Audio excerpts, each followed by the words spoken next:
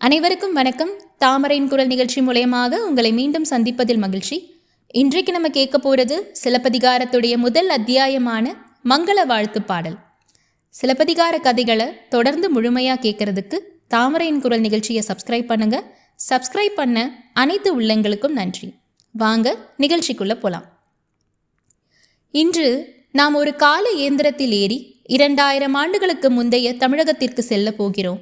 அங்கே ஒரு நகரம் இருந்தது. கிரேக்கர்களும் ரோமானியர்களும் வியந்து பார்த்த நகரம். எகிப்திய வணிகர்கள் தங்கம் கொண்டு வந்து மிளகு வாங்கி சென்ற நகரம். அதுதான் சோழர்களின் பெருமை மிகு காவிரி பூம்பட்டினம். இந்த தொடர் வெறும் ஒரு கதையல்ல, ஒரு இனத்தின் வாழ்வியல், ஒரு பெண்ணின் அறச்சீற்றம், ஒரு ஆணின் வீழ்ச்சி என அனைத்தும் கலந்த ஒரு பெருங்காவியம்.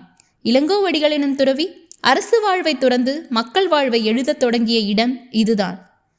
புகாரை புரிந்து கொள்ளாமல் நீங்கள் கண்ணகியை புரிந்து கொள்ள முடியாது. அந்த நகரம் 2 பகுதிகளாக பிரிந்திருந்தது. ஒன்று மருவூர் பாக்கம்.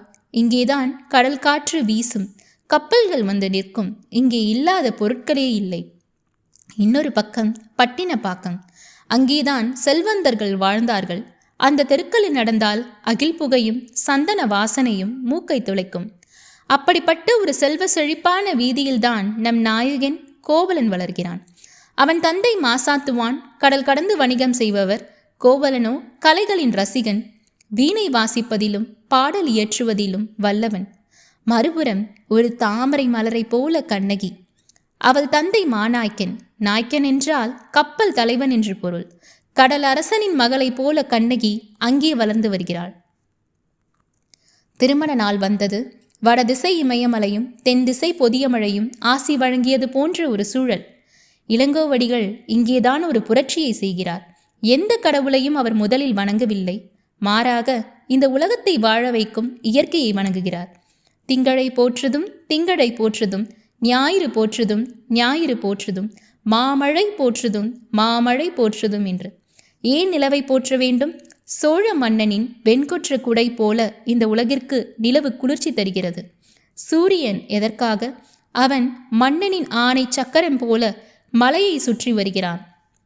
மழை எதற்காக? அது வாரி வழங்கும் மன்னனின் கொடைத்தன்மையை கொண்டது. யானை மேலேறி வீரர்கள் முரசு அறிவிக்க அந்த பெரும் பந்தலில் கோவலன் கண்ணகியின் கரம் பிடிக்கிறான். வேதம் ஓத தீயை வலம் வந்து ஒரு மங்கள நானால் கண்ணகியின் கழுத்தில் அவன் பந்தத்தை உறுதிப்படுத்துகிறான். புகார் நகரமே அன்று மகனக்கோலம் போல பூண்டிருந்தது. திருமணத்திற்கு பிறகு அவர்கள் ஒரு மாளிகையில் தனியே வாழ்கிறார்கள். கோவலன் கண்ணகியை பார்த்து வியக்கிறான். அவளை புகழ்கிறான். நீ வெறும் ஒரு பெண் அல்ல, நீ மாசற்ற பொன், நீ மணக்கின்ற மலர், நீ நான் செய்த புண்ணியத்தின் உருவம் என்று வர்ணித்து தள்ளுகிறான். அவர்கள் இல்லறம் ஒரு சங்கீதம் போல இனிமையாக நகர்கிறது. ஆனால் அதே சமயம் அந்த நகரின் இன்னொரு பகுதியில் மாதவி என்னும் கலையரசி தன் 12 ஆண்டுகால பயிற்சியை முடித்து மேடை ஏற தயாராகி கொண்டிருக்கிறாள். விதி ஒரு சதுரங்க விளையாட்டை தொடங்கப் போகிறது. கோவலன் கண்ணகி என்ற இந்த அழகிய ஓவியத்தின் மேல் மாதவி என்ற ஒரு நிறம் விழப்போகிறது. அது அந்த ஓவியத்தை மெருகேற்றப் போகிறதா அல்லது கலைக்கப் போகிறதா? இது ஆரம்பம்தான். ஒரு மகிழ்ச்சியான தொடக்கம் எப்படி ஒரு பெரும் போராட்டமாக மாறப்போகிறது? அடுத்த நிகழ்வில் மாதவி அந்த மயக்கும் ஆடல் அரங்கேற்றத்தை பற்றி பார்ப்போம். உங்கள் காதுகளில் சிலம்பின் ஓசை ஒலித்து கொண்டே இருக்கட்டும். இது சிலப்பதிகார கதை தாமரையின் குரல் வழியே. நன்றி, வணக்கம்.